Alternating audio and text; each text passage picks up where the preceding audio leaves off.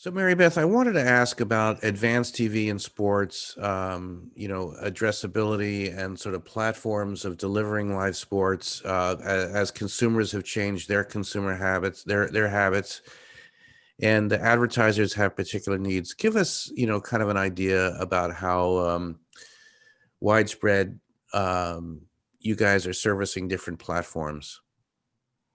Sure.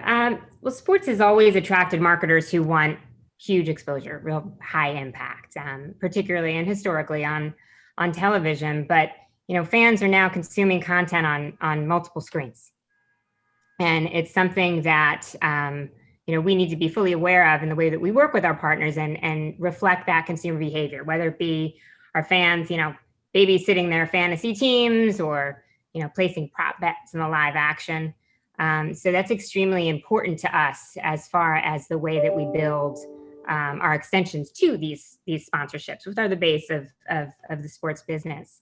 Oftentimes we work with partners where we're creating very valuable content, specific to an NBA game in the bubble on TNT or one of the MLB postseason games on TBS, and you'll be able to see that content, whether it be commercial content, sponsorship content, even branded content in the live games themselves. But why do they need to stop there when our partners can use the audience insights that are available to us at Turner Sports and Bleacher Report and potentially tie that to their own CRM data, delivering a custom creative to other relevant audience, in addition to what they may be reaching in a live game, and or continuing that conversation with the consumer once that live game is over.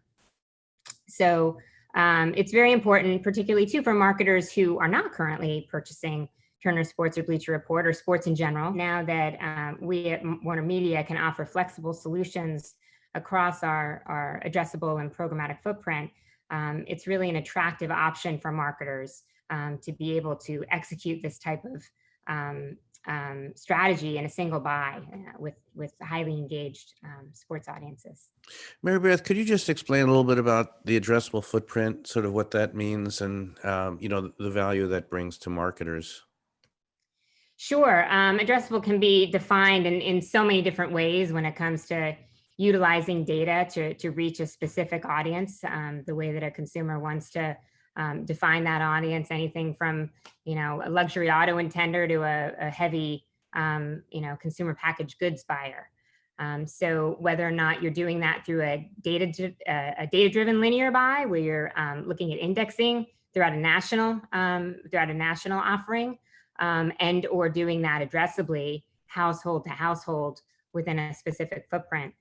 There's a couple of different ways that we can do that, inclusive of digital.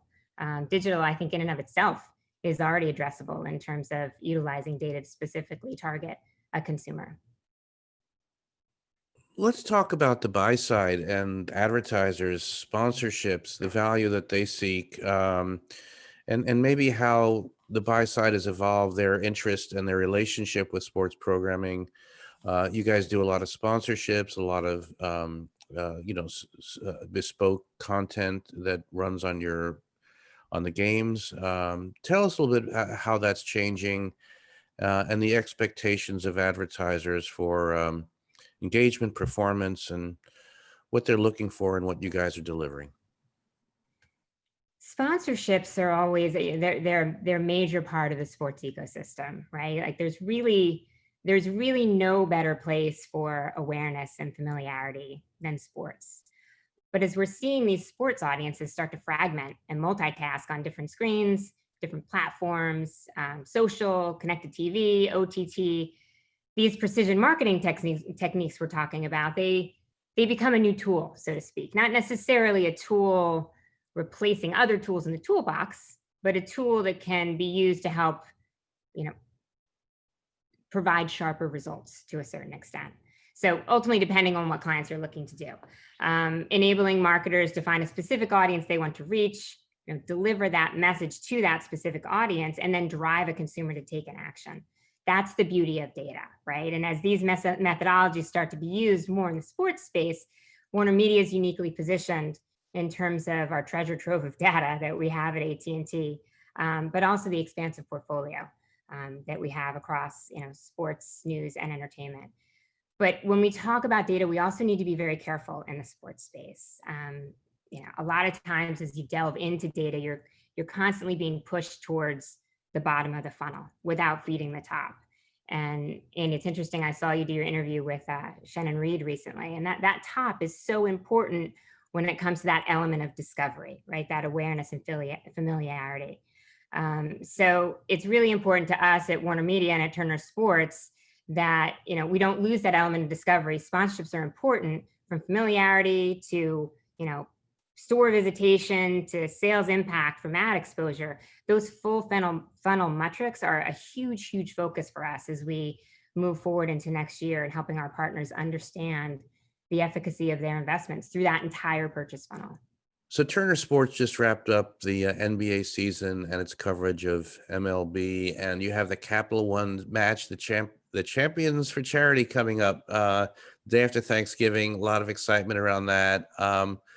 I wanted to ask you about that, but more broadly about sort of this crazy time, the chaos, movements, the whole racial injustice movement, and it's really forced our industry to work in sort of different ways. So, why don't you frame that for us, please? Sure.